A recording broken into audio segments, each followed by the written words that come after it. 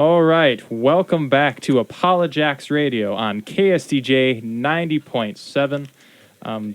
After that stirring rendition of the Chariots of Fire theme by John Williams, I really like that introduction now. I think we're finally arriving as a podcast now. we have a theme song. We have a theme song now. That makes us a good podcast. But yeah, welcome back, everybody.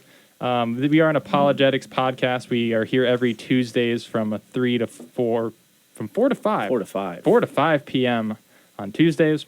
And as an apologetics radio show, we should probably explain what apologetics is. So I'm Micah. Zach, what is apologetics? So apologetics is essentially it's giving an offense for something you believe in is probably one of the best ways to describe it. As Christians, we have a verse, 1 Peter 3:15 and 16, I like to put in there as well. But I'll just read that for you guys. But in your hearts, honor Christ the Lord as holy, always being prepared to make a defense to anyone who asks you for a reason for the hope that is in you. Yet do it with gentleness and respect, having a good conscience, so that when you are slandered, those who revile your good behavior in Christ may be put to shame. So, again, apologetics is in that 1 Peter 3:15, there's that word make a defense, or group of words, make a defense. That's apologia. That's the Greek word for making a defense, essentially for what you believe in. Thank you, Zach. So yeah, I mean, it's an important thing. I mean, apologetics. I mean, it particularly in today's world where people actually want to think, I think, anymore. I mean, there was kind of a push against thought, but now people are getting back to, a lot of young people are looking, trying to find reasons for things. They want to use their brain. So that's where apologetics really comes in to help people add some thought to Christianity as well. And Christianity can definitely stand up to the robustness of thought. Yeah, we have another guest speaker with us today. So unfortunately, Shiloh couldn't make it, but Shiloh's gone. But we have Luke Perkins, who is with us today. I'm with you, but I don't think I'm with you. You are on. Oh, am I? Okay. You are on. There I am. Hello, Luke. So who are you? Tell us a little bit about yourself. Who am I? My name is Luke. I was a student at SCSU. I'm an alumni. I am the college missionary pastor guy at Equip, out of First Baptist for Equip Campus Ministries. I've been doing this for almost coming up on 20 years now. We do a lot of Bible studies and lead and discipleship and evangelism and apologetics. Just got done with a long conversation with a gal at the booth on the main street just now. I have 6 children and 1 wife. I can almost hear something. Now I just hear static. I don't know. I don't know. What else do you want to know? You guys know me, so there you go. Yeah, so... The world does not know me. The world does not know you. By the way, know you. You find this interesting. I've read on KSDJ's website that this is actually because of thanks to the internet being broadcast to 5 countries. Oh, wow. Really? Or no, sorry, 5 counties. Counties, 5 that counties. makes more sense. That's more South Dakota speed. Like, who's listening in Canada? That joke is care of Norm MacDonald. That's not my joke. All right, so thank you, Luke, for your introduction. You are welcome. So, Zach, what are we talking about today? Well, today I believe we're talking about abortion and transgenderism, kind of as like a whole group, almost like woke ideology, exactly. Essentially. Yeah, so I mean, when you talk about these things, I know the first thing that comes to mind is like, are these things even like connected? I mean, they seem like very different things. I mean, at least on the surface. but that's what we have Luke here to talk about, is to see, are these in fact connected topics, and how are they connected, and what is their basis? So yes. Luke, can you start breaking this down? Zach, I'm told that this is your idea of doing both of these things, so I'm going to blame you. I mean, in a sense, kind of, but I did say, Micah, if you think it's too much, you can tell me no, so I also blame Micah. He didn't tell you no. It is huge, so, obviously trying to tackle both abortion and transgenderism in clearly they're very different topics in one measure, as you know. We talk about abortion relatively often, even at the booth and Main Street in here. It's just a topic in our particular culture that, is really important and still very much illegal, to kill babies and things like that. And so it's a big deal. They are different topics, and we're not trying to equate them. But so I'm mostly joking, but they are different. But I do think there is roots that are the same. It's a heck of a task to try and connect them. But so I just wrote up a few notes. Am I close enough to this thing? Okay, I can't hear anything. If you're making an argument that abortion and transgenderism are connected, you could do it a number of ways. The simplest way, at least I think I have found one of the simplest ways, is to talk about the rejection of God, or just more specifically talking godlessness.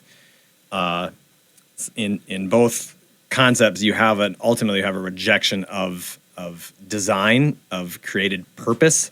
That's what I mean when I say godlessness. It's not merely just a moral description of a person's attitude, but of a sort of fundamentally, I almost changed something, fundamental worldview perspective on the nature of reality. And so at Carl Trueman, just even today, this morning, is heard like the soup or the cultural milieu, the worldview, I think, that gives rise to both of them, he calls disenchantment.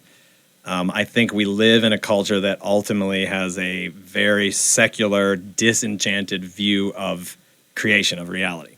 And so we no longer, by and large, I mean, obviously plenty of people listening may, but we no longer view the world of creation as creation. We view it as essentially lots of little things. It's atoms put together that ultimately is meaningless and purposeless. And so out of that sort of milieu and that view, you end up with a very disenchanted view, for instance, of humankind. So in anthropology, a view of mankind that is not based on purpose, on design, on goodness, truth, and beauty is going to give rise, I would argue, to a lot of really unhelpful, dark, destructive things to mankind. That's what happens. Ideas have consequences, is the long and short of that. So that's one thing I would say is, and then the Christian alternative, thinking apologetically, evangelistically, is to want to re-enchant humanity and to talk about the goodness, the telos, which is the goal or the aim that God actually has for mankind, is actually good, but it does require acknowledging his existence, God's goodness, and then, of course, also his authority. God has the authority to say what is what. So when it comes to transgenderism, for instance, which I'll say slightly a bit more about, but who are we? Part of how God has communicated to us is through creation. He's communicated to us. He's said things about us through our bodies is one of the ways he's done that. So you're a male. You're a man because God has made you male. You're a woman because, or a girl, because God has made you female. And the transgender ideology, the belief system that gives rise to that, ultimately it's a rejection of that. It's a rejection of the authority of God to speak to us and about us and to tell us things that are true about ourselves and to place in itself our own personal perspective. You are who you are based on what you think and what you feel. The most important thing in a modern transgender ideology is what I think and what I feel about myself. That's essentially you become God in essence. So in abortion, it's a rejection. You can go the simple sort of scientific route, if you will, is to acknowledge, unborn human beings are in fact human beings. We've known this for millennia, but it's hard to deny it more and more scientifically in the last few decades with ultrasound and whatnot. And if you believe that it's wrong to kill an innocent human being, then abortion is wrong or abortion is murder. Fundamentally underneath that, I still think, if you ask, why do people, women in this case for the most part, kill their unborn babies, I think it is still ultimately an issue of godlessness. It's a rejection of what God has to say.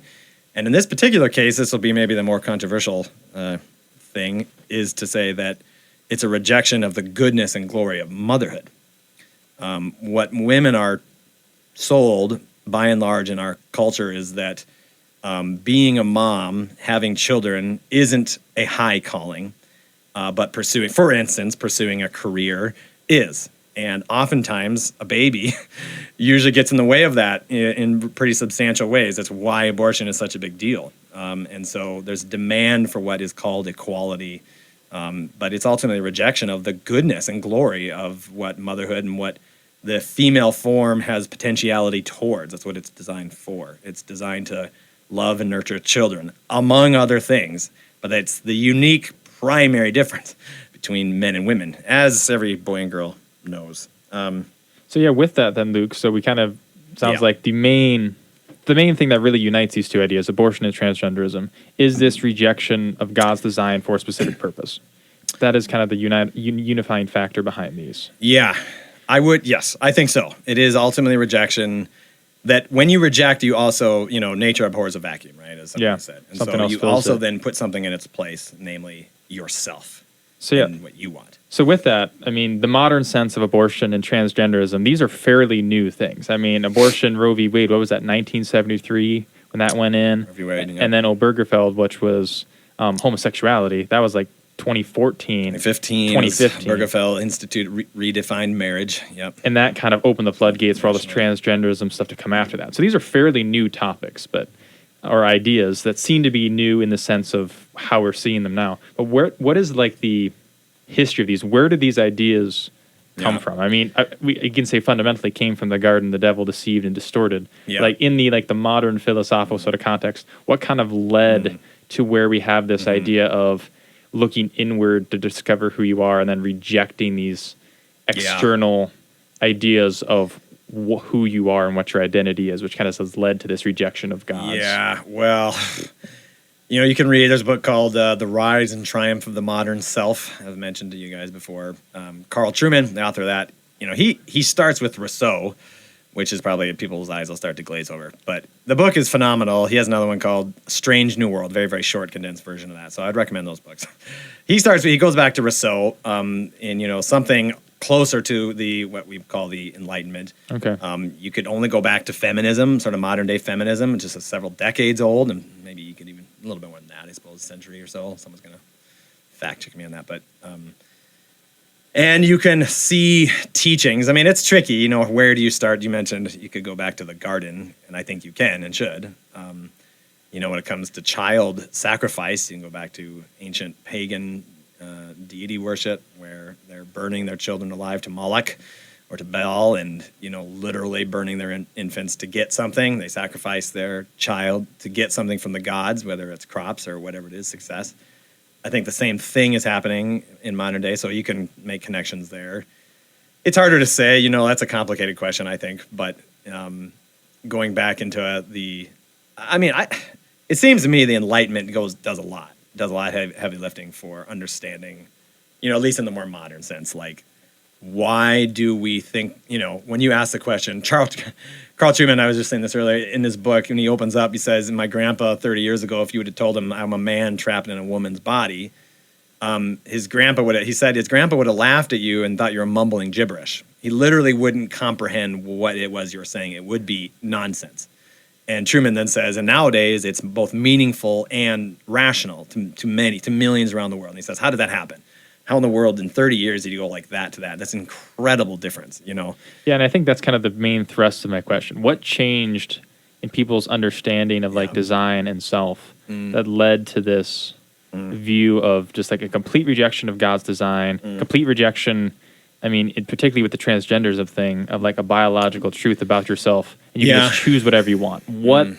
What changed? Why is that a thing now? Okay, well, funny you ask, Micah, because I happen to have my list. This is the summary of Trueman's book, in fact. Sort of. It's a slight outline. He traces it, and this is very brief. I have just a few words. He's actually borrowing from a philosopher named Charles Taylor. He says we live in an age of, he calls it expressive individualism. Which is basically what everybody takes for granted, which is the most important thing about your life and doing is to be yourself, quote unquote, authentic, true to yourself, and then to express that. So you should be able to express who you truly are. And I would guess 95% of people that would listen to something like that would say, well, yeah, like what in the world? That's obviously what it means to be authentic. But that actually is a very particular view that is actually pretty foreign to the scriptures. Foreign to a understanding of God's good created world is actually to express goodness, truth, and beauty, to seek it, to make much of it, to pursue it, to make much of God. It actually has very little to do with inward self-expression. Self-expression is really a consequent, I think, of that when you're pursuing something outside of yourself. So this isn't historical per se. I mean, he traces the history, but he goes through three progressions. So he says it became the self is psychology. So we understand that the name of the book is Rise and Triumph of the Modern Self. And so the modern self sees self primarily inward as psychology. You are, who you think and feel you are. That's who you are. What else possible self could there be? As I think a lot of people would say. And then you go from self as psychology to psychology as sex. So not only are you primarily who you are psychologically, but who you are psychologically is primarily who you see yourself sexually, whether that be with regards to sexual desire or views of gender, who you are. That's the main you psychologically is the sexual you, or even the gendered you, perhaps. And then the final sort of step is sex as politics.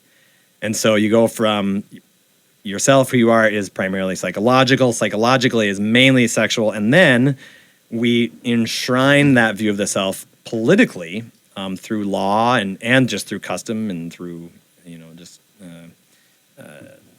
just culture. That should be defended. And so this is where you get the idea. Even people will say, you're trying to erase me. I've had someone tell me that you're trying to erase me. And what they mean is I'm disagreeing. Well, they don't mean this. I think what's happening is I'm disagreeing with their ideology, with their belief system about who they are. They think who they are has to do with their psychology, and their psychology has to do mainly about their sexual identity. I don't think that's true. They receive that as themselves. I'm rejecting them when I'm actually disagreeing. And more importantly, as a Christian, offering them a much better version. What actually God has to say about us is the most important thing. That's the Christian message evangelistically. That's what it is when it comes to gender and abortion. I'd also maybe add on, I think you guys would agree with me in saying this, that over the past 30 years, we've kind of entered this era of thought, of like postmodern thought. Is kind of the... Ooh, define postmodernism, Zach. Modernism essentially comes from the Enlightenment, if I'm correct. Is that essentially like modernism being like scientific reasoning and making arguments based on scientific reasoning. And his rationality. Rationality. Sure. These things kind of come out past the Enlightenment. Now, though, we're kind of in this area of postmodern thought, as it's called, where people are starting to, in a sense, reject that line of thinking as the only aspects of truth, which I actually kind of agree with in some ways, not always. But I think that's really underlying a lot of this wording that you're using, Luke, is that people are finding these self-truths, and the only way to actually find self-truths in the way that people find self-truth nowadays is to reject a lot of scientific truths, in a sense, because you can't prove scientifically that a man is a woman. No. That makes no sense. You can actually prove the opposite. Yeah, you can prove the opposite. But if you choose to reject scientific thought in that way, which postmodern thinking does tend to do at times, you do get these opinions that we find people have. Yeah. Anymore with postmodernism, it's not so much facts, but it's really your personal experience that is the arbiter of truth. So thank you, Luke, for that good summary of that there. Indeed. I think we're really going to need to, we'll definitely after the break dive into that idea of just like identity and just like how this defines, and then how like attacking this person's perspective is actually an attack on themselves. So stay tuned, everybody. We're going to go to a quick break here, and then we'll be right back. Welcome back to KSDJ 90.7. My name is Zach Winter, and I'm here with my co-hosts, Micah Hunter, and our special guest, Luke Perkins. Very special. And we talked about a lot to start the episode. We had a brief summary of essentially what we're talking about, but to be detailed, essentially ended talking about the psychological self, what it means to have that kind of thought as a person, why that thought exists.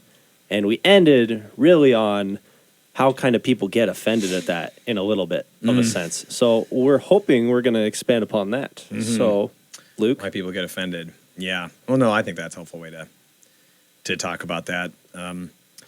Even the concept of getting offended. So if you disagree, I guess I made that comment, but if you disagree with which is how I would describe it. I would describe it as I'm disagreeing and offering a better alternative to understand who you are in this world, what you are for. I'm saying that, to person X, whether they profess to be a so-called, transgender person or whatever the case is. We're not talking about abortion quite yet as much, but I'm offering what I would say is a better alternative. I think Jesus offers a better way forward to understand God right, to live in this world. He has made us to live in this world. And to get to the point, one of the main ways he's made us in that regard is as male and female. This thing that is so controversial in our culture, even if it's died down a little bit lately, there have been some major wins in regards to gender clinics shutting down and different things because there's been some lawsuits and stuff, but it's still very much prevalent as far as I'm concerned. So I'm suggesting that it's a better way to view yourself. It's ultimately a path of joy and freedom to receive from the Lord what he has made you as, such as male or female, right? But someone what they understand is you're denying who I am because they think who they are is determined by what they think or feel they are, and I think that's a recipe for disaster for them. And I think we can see it in lots of ways, from gender detransitioners, to lots and lots of regret regarding these things and the pain and misery and suicidal rates. It's a horrendous, really, really difficult thing. Yeah, now I'll maybe harken back to kind of some of the things you're talking about in our first segment. It's talking about bringing back the sense of wonder. Is that how you put it? Yeah, I like the word re-enchantment. That's not my word. There's been other people, yes, See, re-enchant humanity. If I were to choose your word, I would choose beauty of it, in a sense. Word too. But all of these words are kind of trying to get to the same point of it is ultimately the rejection of a God-designed thing that we would say is better. And you're using that wording. I love that wording of we're not trying to say you're evil because you think wrong. What we're trying to say is we think there is a better, more beautiful option than the one you have. Yeah. No, it's obviously there's always bad apples and, whatever. People that give this kind of talk a bad name. And, I want to be careful with that. Because there is damage. Like, there is good reason to be passionate about this. There's youth, minors, kids. I personally, I don't want to make a huge distinction, but there is a distinction, obviously, between encouraging a child to transition, so-called transition. I don't actually think there is any such thing as a transgender child, but there are parents and others that want to encourage it, and it does also, they can be infertile for life. You can chop off and remove healthy body parts. It's super destructive, so there is reason, understandable passion to be against this, but yes. Ultimately, for the Christian anyways, not just a politically conservative person, even if there's plenty of good things there, the Christian is offering a better path, a better understanding about who we are, to be at one with your body, to embrace your gender. But it does require, whatever, this is an apologetics show, right? So it does require making arguments and thinking clearly and calmly about the nature of what it means to be human, what it means to be male and female. And, maybe another point, if you want to pick it back up on postmodernism rejects, ultimately, meta-narratives. It's an embrace of subjectivity, of subjectivism, C.S. Lewis called it. And so that's why you have this craziness with the idea that you can find some biologists claiming there is no such thing as sex at all. It's all a spectrum, and biologically it's just totally wrong. It's crazy, but they are viewing who you are fundamentally from an internal thoughts and feelings perspective.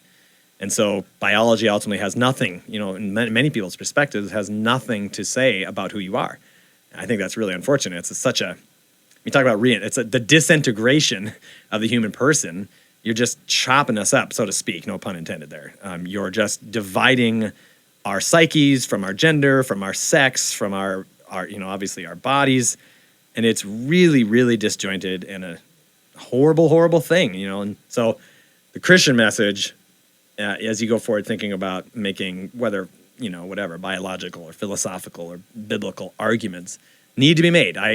Maybe I would encourage Christians that the 5 counties of people listening. I'll continue on from there. Something I've learned over the past 4 years, is especially doing apologetics, is there's a right way to do apologetics and there's a wrong way to do apologetics. Sure. I hearken back to the verse I opened with, 1 Peter 3:15 and 16.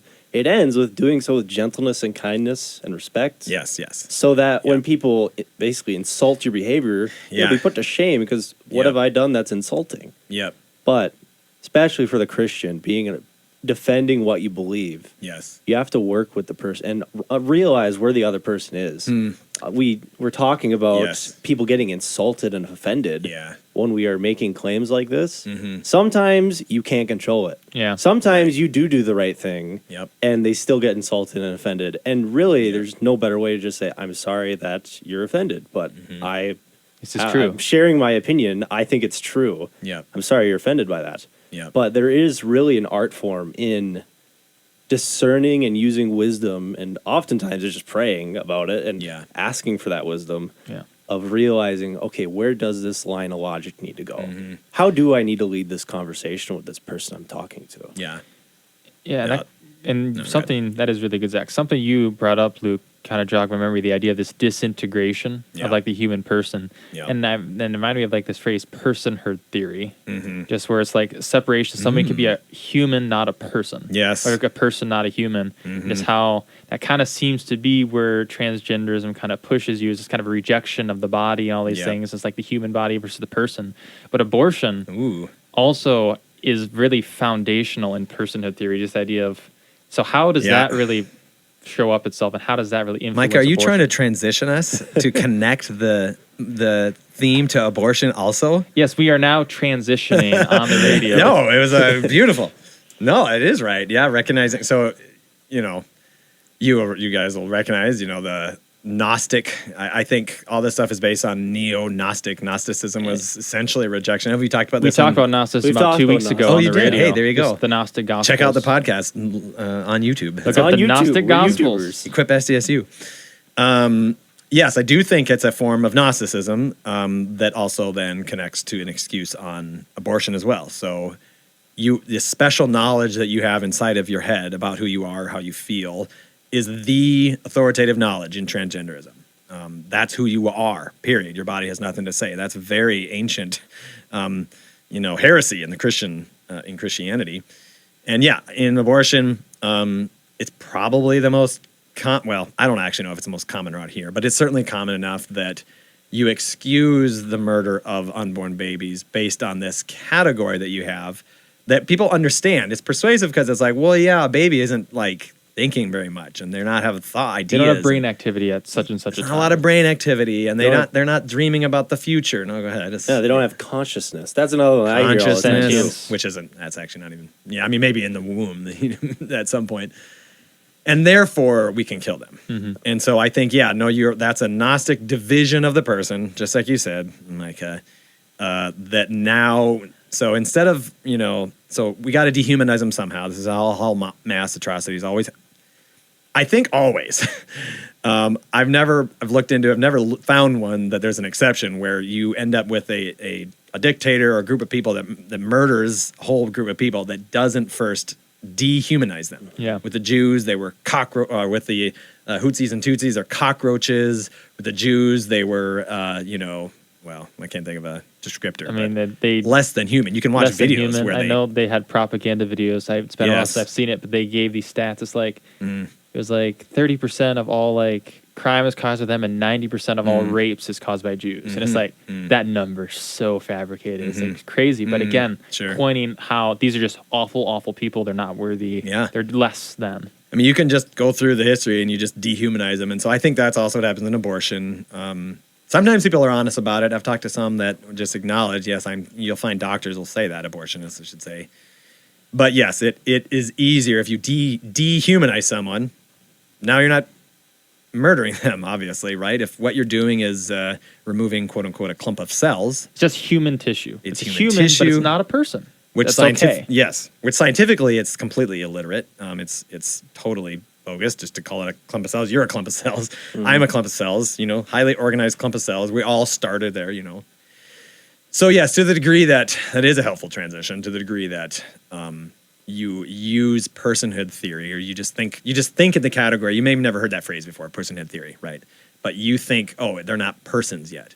You have, maybe without knowing it, divided what it means to be an image bearer made in God's image to separate things. Now there's a human being, but then you become a person at some point. And you can kill them before, whatever, your arbitrary chosen time, before they feel pain or, and people take it logically. Peter Singer famously has, I think it's I think that's who I'm thinking, will say, a young pig has more productivity than a human. They're more worthy of life. He's argued for infanticide because a baby, I have 6 of them. Well, I've had 6 of them. Babies, not pigs. Babies, not pigs. I've had 0 pigs, actually. I've eaten many pigs, but but I have many babies, and all they do is take. They don't give. They take a lot of work, a lot of energy. This is true. As a Christian, we say this is how Christ calls us to live, in fact, is to serve and lay our life down for others, following Christ who laid his life down decisively for payment of sins. And so we're called to imitate him likewise, and Shiloh will appreciate this. I would suggest, I think it's right, I'm not the first to do it, that abortion is one of, if not maybe the most inverted gospels. So in the gospel, Jesus lays his life down for the good of his enemies, at least others, but his enemies. In abortion, you take the life of someone else for your good. Yeah. I remember when I was in a student teaching, and my cooperating teacher was sharing a story about one of the cheerleaders who was in the band. The cheerleader got pregnant because she had fornicated, and was considering getting an abortion because she wanted to be on the cheerleading squad. And it gets pretty difficult, at least she thought, to be a cheerleader if you're pregnant, which of course is true. So what she wanted, she was going to sacrifice her child. I don't know if she did, but she was going to sacrifice, or was considering sacrificing her child for something she wanted. That's the exchange. In the exchange of Christ is Jesus gives his life in the place of me or any, others. So it's a complete inversion. It's a really striking reflection, I think, anyways. It's made an impact on me. Why was I saying that? Abortion. Just the idea of the difference between like abortion and the gospel. Just Yes. how one is a sacrifice of another versus the other one. The view of Christianity is like with having children, instead of like pigs are more productive Yes. than a child. With Christianity, the idea is it is good to give Yes, versus there you give go. for another Yes. versus take for yourself. It's a really important point, because this isn't apologetics is not a political conservative thing, right? No. Even if there's connections there, and there sure is, of course, but it's primarily first a thing about Jesus. It's apologetics is ultimately about Jesus, and so the faith of Christians is what we see in the Bible. Who is Jesus and what has he done for us? That's how we shape. That's how we think, and so it's much, much better. What you get with unbelief, paganism is the destruction of unborn children, for instance, and an ideology that teaches you should be against yourself. Someone that's not mine, Mary Harrington, has called it essentially understood personhood theory stuff applied to transgenderism, that it's a view of the human person as the human, person body as meat Legos. We just meat Legos. We can just take and remove and put on, and it's a completely disintegrated understanding of us as human beings. And it leads, to all sorts of horrors, I would argue, and life destruction. You can look up, if you're interested for I mentioned the word detransitioner earlier. I don't know if you guys are familiar with Chloe Cole. I've heard you mention the name before. There's a lot of so-called detransitioners that went through various levels of so-called transitioning. In her case, she went and had double mastectomy. She had both of her healthy breasts cut off. I think she will never have children. That might not be true, but she's now she became a Christian.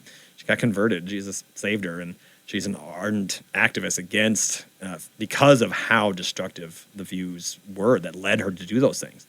And she was like 15 or 16. It's just really, really sad story.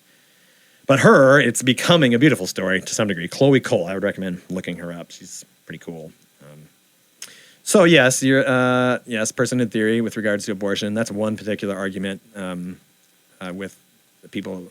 How I would phrase it, people use to justify the murder of unborn children, and I don't use the word murder just to be provocative, right? I do actually think that's what's happening. If it is in fact a child in the womb, and if we're not splitting between human and person, killing a person, a human made in the image of God, is definitionally murder. Yes. If you're a Christian and you say, murder is the destruction of an unborn human being, then the one thing I would just say, if you feel uncomfortable calling it murder, and just take a brief moment on this, I would just say, is there anything that you would be willing to say about a 2-year-old that would be any different than an unborn child? And for Christians, usually, it's not. If you kill your 2-year-old toddler, you'll very likely go to prison. Who knows? I don't know. Death penalty in some states, perhaps. We call it murder, rightly. It's super, super ugly. Same thing, I would just argue. There's no distinction. That child is developing. It's less developed biologically in the womb, but still there. It's still the murder of an unborn human being.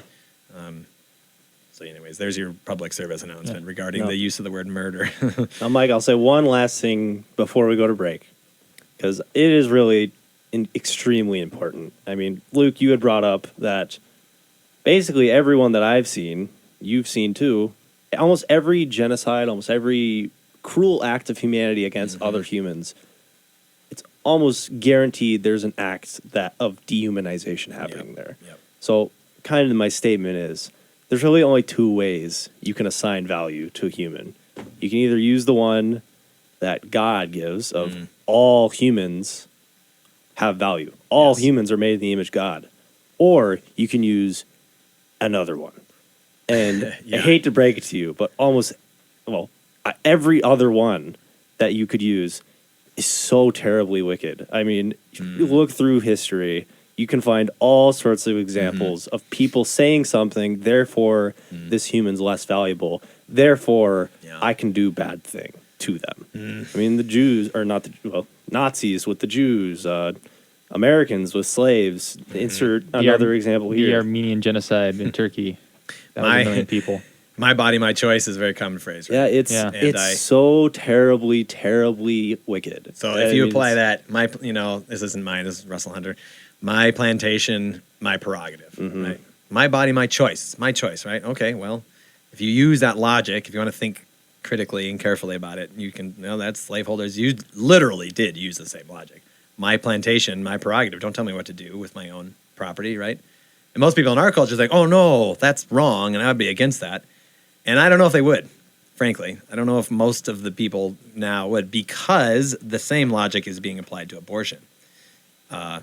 My body, my choice is a really bad argument in order to justify actually killing and misusing someone else's body. In this case, namely, maybe an unnamed child who's currently in the womb, But yeah, so thank you for that good summary of abortion. So we've talked about now transgenderism, we've talked about abortion. I think when we come back from the break, maybe we'll dive into a little bit, and we've looked at what kind of the basis for both of these are, and we kind of touched on how as Christians we can push against them. I know it's very common. People want to know, how can I talk with my family member who's considering abortion or transitioning? How do we talk to them, and how do we point them to something that is better? So I think at the end of the break, we will dive into that. So stay tuned, everybody, for that. And you are listening to KSDJ Radio. It's a J, not a G. Enjoy some classical music here. Welcome back to Apologetics Radio on KSDJ 90.7.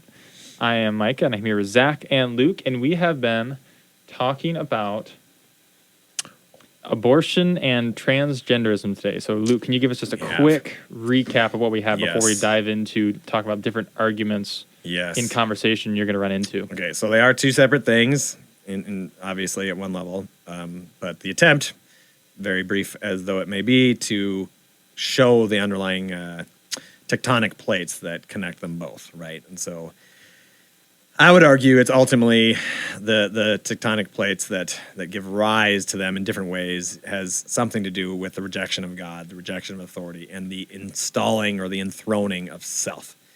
In fact, for our Christian listeners, even the end of Judges, one of the condemning comments is made at the very end of Judges is everyone did what was right in their own eyes. We almost, as modern people, take it as a badge of honor that you follow your heart. Like every Disney movie virtually is like, that's like the gospel being preached, is follow your heart, be true to yourself. And the gospel, the call from Christ is actually reject yourself, crucify your flesh, and follow Christ. Don't follow yourself. I have a water bottle, in fact, right here, that says, don't follow your heart, a reference to Jeremiah 17:9. It's a summary. Jeremiah 17:9 says, the heart is deceitful above all things and desperately sick. Who can understand it? And so anyway, there's one thing, maybe one last little comment on it is to say, I think most people have a view of themselves as essentially good, like trustworthy. And the Bible says very much the opposite. You are bad. You're made in the image of God, but you're fallen and sinful and desperately sick. Don't follow your heart. Repent of your sin, turn to God in Christ Jesus, and then follow him. And those are very, very different things. And so I think there's a reason, Jesus, the devil came to kill and destroy, the scriptures say, and Jesus came that we might have life and live it abundantly. And so the Christian call in apologetics and evangelism is to do just that. And I would put abortion and the transgender ideology, and when I say transgender, I'm talking about views and beliefs and practices, not people. I like to say anyways, I think we should be ruthless and rigorous with ideas and truth, and loving, as you mentioned earlier, loving and gentle with people. Someone who struggles with gender discordance or has, quote unquote, has gender dysphoria, Christians' disposition to them should be one of patience and love and sympathy, but not speaking lies to them. We don't want to lie to them about who they are. That doesn't actually help. So anyway, I don't know. That was more than what you actually asked, but there you go. Well, to kick it off, our last segment here is supposed to be about how do we do these? How do we have these conversations? And that really is. There you go. That is one of. I said it earlier in the episode. Yes. It's like that's one of the most important points. You have to realize and use wisdom, discern what that person's actually struggling with. If somebody's having a conversation with you, you just start shouting facts at them. Correct. That might not help at all. I mean, Sometimes you do need to get into the mindset of this person's struggling with a real problem. Yeah. for the most part, people, you're going to have to show someone you care about them first before they're going to care what you have to say overall. Francis Schaeffer is famous for, I think that's Schaeffer. People don't care how much you know until they know how much you care. Exactly. That's It's kind of what a I'm going for. general rule of thumb. But yeah, Exceptions to that, absolutely. but- It's do you want to love people and be patient and kind? Paul says, speaking the truth in love. Truth in love is that's a very central Christian ethos and commandment of how we engage other people. And so you'll get accused. So I used the word murder earlier with regard to abortion, and there's going to be some people who would hear that and just think that's just hateful. So you may, as a Christian, sharing the good news or talking about abortion, you may be accused of being hateful. That's different than actually being hateful. The only thing is, before God, it needs to be false. It needs to be false that you're hateful, or that you're out to win or be right. Perhaps for those apologetic, hesitant people that think apologetics is all just about getting facts and knowing the stuff. It is sometimes true that people do that. There's a huge difference between being right, loving to be right, and loving what's right. Loving the truth, pursuing the truth requires the use of your mind, and then in the service of other people, it requires making arguments, engaging them in love and patience and humility. It's a big deal how you interact with people. So talking about how you interact, let's talk a little bit like what Yes. are you going to interact with? We've got like about 5 more minutes here. 5 So minutes. let's hit one of the big arguments. Probably I'd say the All one right. you're going to run into the most with abortion is Yeah. kind of what we alluded to it a little bit earlier, just this idea of, well, we'll just say like before 20 weeks, the brain is not fully formed. So after or maybe it's 21 days. Can't remember for sure. 21 days makes a lot more sense. Not 20 weeks. it's not- 21 days, I mean, not fully 20 formed, weeks. but Yeah. But the idea of just like, well, before that time, there's no brainwaves. So as long as there's no brainwaves, there's no sentience, there's no rationality. Therefore, it's just a human, not a person. You can kill it. So how, as a Christian, do we want to approach responding to that claim? Yeah, I think I mean, personally, just frankly, I think what's happening is a division of the human being, a horrendous division that ends in the the tearing apart limb from limb of the baby, or of the burning it, starving it to death, and it's just that I know that's intense and graphic, perhaps, but a picture says 1,000 words sometimes, and so the effects of that so-called viewpoint is murder and death. So I would just say I reject using the distinction of personhood from the human being as a justification to kill them. I just reject that. I think we're complete human beings. We are progressing. For me, I would just say there is a distinction between a newborn baby's level of awareness, obviously brain activity, development. But so is you. If you're not 25 yet, so I'm told, your brain isn't fully developed yet. Oh, are you less of a person? Well, that's that kind of illogical justification to end up with. So don't make those justifications, and receive from the Lord that you have a human being in front of you that's developing, has potential. It's a human with potential, not a potential human.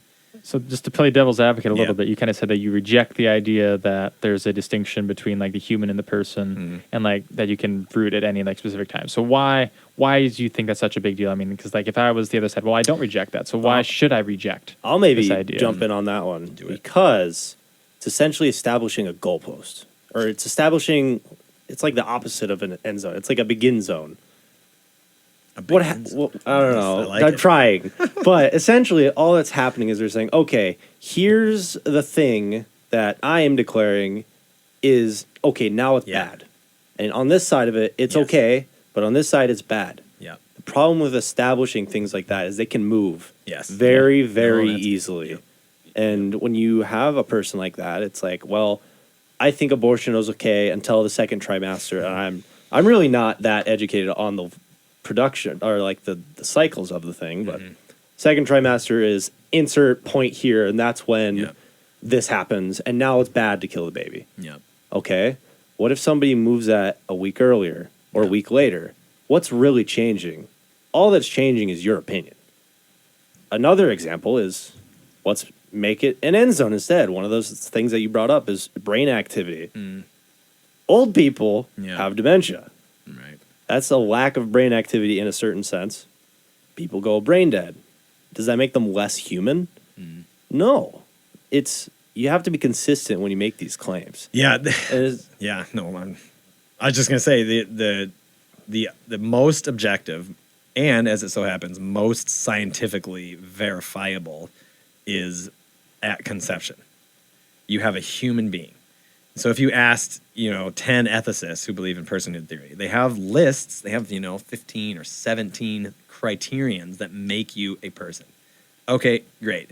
But your point is to say, essentially, it's all subjective. Whose list is right here? And who's to say? Well, one thing we know for a fact is that at conception, you are a human being. And actually, when we've interacted, when I interact and talk to a lot of people on it, there actually is a lot of ignorance on that. But it is true. You can just go look it up, any embryology textbook, and it'll tell you that life begins at conception. What life begins at conception? Human life. That's when it begins. Why mess around with all the subjectivities and relativistic, toyings around? Why do that? Well, the answer is because we want things more than the preservation of our newborn child. That's one way to answer that. That's the deeper way to answer that doesn't skim over rationalizations. I would argue we're sinners, we need to turn from that sin. If you're thinking about killing your child, don't do that. Don't kill your unborn child. There's no good reason. 2 minutes, my God, man, oh man. This hour goes fast. It does go fast. It does go fast. You would think it wouldn't go fast sitting in this room. I'd throw in there as well. Little sentence I've been saying recently is the wickedness of mankind no longer surprises me. Subjectivity is one of those ways that people almost hide their own wickedness from their own eyes, Mm. is how I'd maybe put that. Yeah. You can throw a definition at something like this, say, baby's not human or baby's not a person until it's out of the womb. So before that, it's not actually human, therefore it's okay. All you're really saying is, essentially, I think it's good or bad to do this. I need a reason to believe that. Here's my reason. That's all that's really happening. And it's hard to see that. I probably do it too with things, but it's for sure happening. To say it's not, I have a hard time not just saying that very bluntly with people. It's a struggle, but Well, you know, Paul, as you know, in Romans 3, he quotes and summarizes a bunch of Old Testament that all have sinned, fall short of the glory of God. We're wicked. There's venom of adders under our tongues. No one seeks after God. No, not one. There's no one righteous. So it is an important perspective for the Christian evangelist or apologist, Christian in general, to understand that we are sinners. Our fundamental problem is we're sick, so to speak, spiritually. We're at enmity with God. You know, that is important to get. If you think of abortion as merely, well, here, this is a good thing at the last minute, I suppose. If you think of the abortion issue as merely a knowledge, intellectual thing, if only we could convince, R.C. Sproul recanted this years ago, long time ago, of like saying, as soon as people have the window into the womb, abortion will be over overnight. He said something like that, technologically. And then it happened, and more, now you have the 3D, 4D, whatever, ultrasounds that I saw one of my buddy's kids, and I said, that's a Peterson face. In the womb, I could tell it had features of his other kids, and it did. He did. It looked like him. And so it's like, and then Sproul later said, I was wrong, to some effect. Like, it didn't, and the reason it didn't is because it's not merely a knowledge issue. It's a heart disposition issue. We're sinners. We don't love God as we ought, and we don't love people. And that's a fundamental problem of all of our issues, of course, but it's maybe easier to see that, perhaps. I don't know, maybe you don't think so, but with regards to abortion, maybe the transgender thing is a little bit more complicated in some measure, but, hatred of your own self, discomfort with your own body, like there's real people that really do struggle,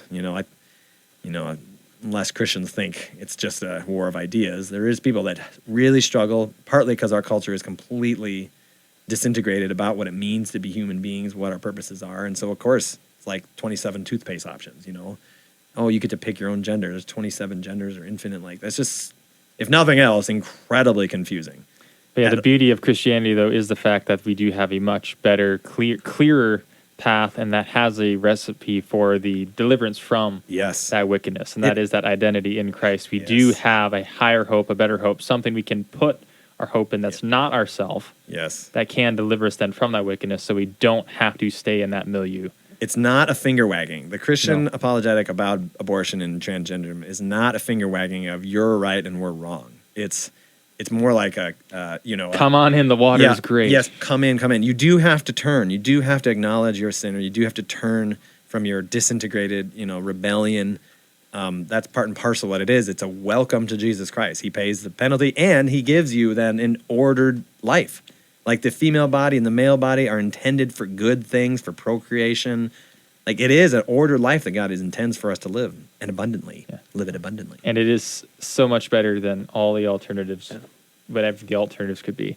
With that, we are out of time for today. So we're not going to do another hour? No, we're not going to do another hour. No, we can't do another hour. No one wants to listen to the music that's coming. No one listens. No. They want to listen to our sweet, sweet voices. That could be, maybe but yours. Your I have to put my foot down and velvety voice. Say we have to end it. But do we have a quick challenge, though, for the week? We usually end the show with a challenge. The only thing I can think of is just kind of examine your own heart. See where you are kind of believing these lies of the psychologized self, the idea that the truest thing about you is what you think about yourself. Rather, look at maybe what the Bible says. I got it. Go ahead. Well, I mentioned earlier, I'll just encourage a challenge. It's Carl Trueman's book, either The Rise and Triumph of the Modern Self. It's a huge book. It's like 400 or 500 pages. I mean, it's big. Or if you want a slightly more doable challenge, is Strange New World. That's his second book. That's the same thing, but much, much, much shorter. Read it. Get it and buy it. And instead of spending the next couple of days on Instagram or whatever, grab that book and read it. It will be incredibly helpful to you, I would suggest. Oh, Strange New World. Strange New World by Carl Truman. It's a takeoff on Brave New World for you, dystopian novel fans out there.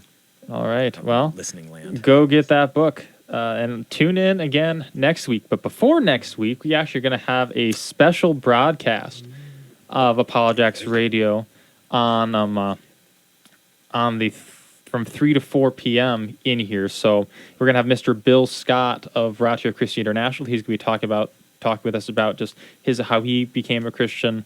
At least this is kind of the basic plan now. We'll see if that changes. And also look at why he got into apologetics and also what apologetics looks like on the international scale. So you want to stay tuned for that. He's actually be coming to give a talk here at SDSU, talk about Christianity and Islam. So if that's that sort of thing you kind of like. I saw a poster about that. There is a poster. I think it said Thursday. Yeah, Thursday at 7 p.m. Thursday at 7 p.m. Thursday at 7 market. p.m. in the Union Market stage. That's what it's going to be. If that's when it is. Yeah, and if that's something that interests you, that would be a great opportunity to go to learn about that. So lots of good stuff coming, apologetic opportunities here. So highly invite you to come for that. So like usual, I think I will pray us out, and then you can have a good rest of your week.